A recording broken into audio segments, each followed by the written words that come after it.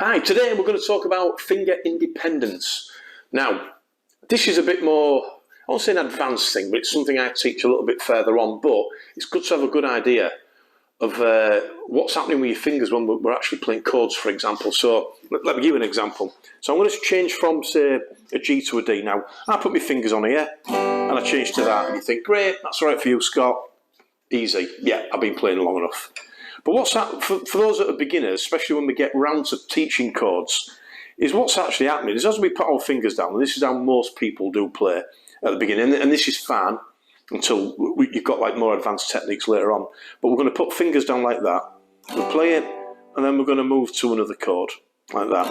Now what tends to happen, as we're moving to another chord, our fingers, as we move one finger, other fingers react.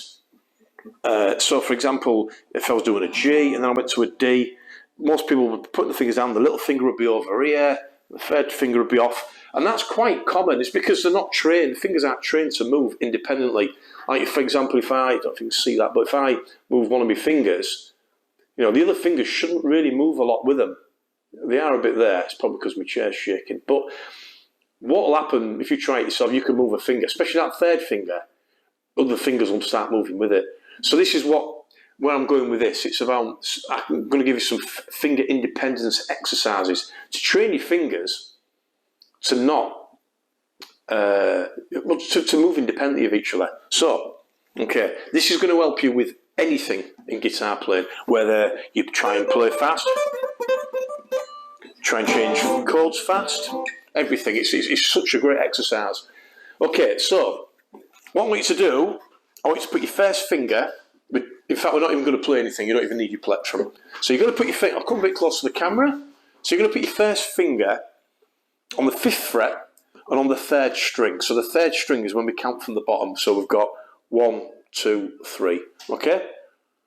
You're then going to put your 2nd finger on the 6th fret on the same string, your 3rd finger on the 7th fret, 4th finger on the 8th fret. So they're all next to each other, but all on the same string, okay? So that's probably a better angle there. So then what I want you to do, the aim is with your first finger, I want you to move it to the top.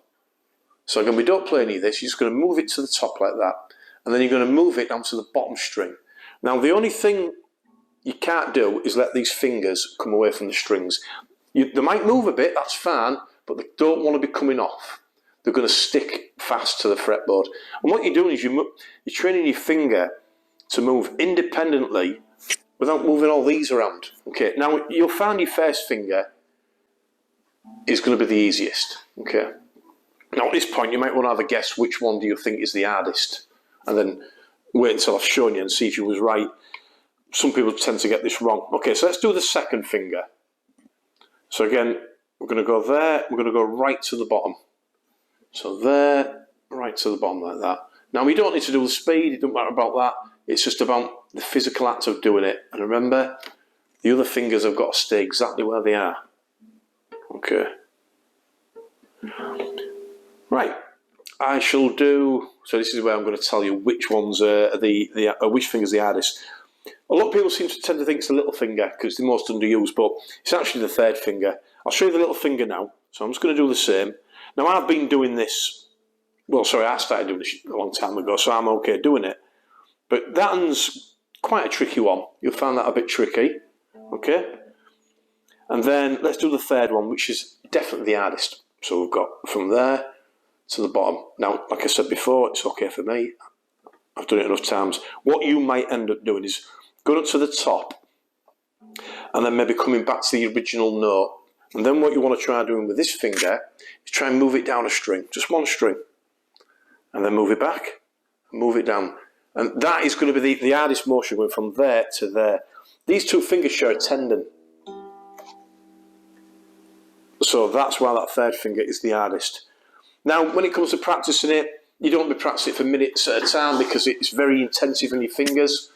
So I would, if it was me, I'd set a minute timer and I'd spend 15 seconds on each one. Just up and down like that. The same way you spend the next 15 seconds. And then the more of those you can do throughout the day, so you might have 3 or 4 different sessions, you're gonna definitely feel a difference, especially when it comes to learning or moving chords. And that's about it, really. See how you get on with that. There is another extension to this. I'm not going to show you how to do it, but it's where we then start moving 2 fingers, which is a lot harder. But you've got to master this, obviously, first finger first. 1 finger at a time first, rather. Okay. Great, okay. Hope you've enjoyed that. I'll give it a go. Again, little and often, as I always say when we practice anyway, little and often, see how you get on with that. And I bet after a couple of weeks, certainly, that 3rd finger will definitely start feeling better. I mean, even if you've never picked up a guitar before and you're thinking about having lessons, just do these exercises first, and it'd be quite interesting to see when you do actually start having a go with the guitar, if it makes it a bit easier. Okay, great. Have a great day, and I will catch up later with you. Okay, bye.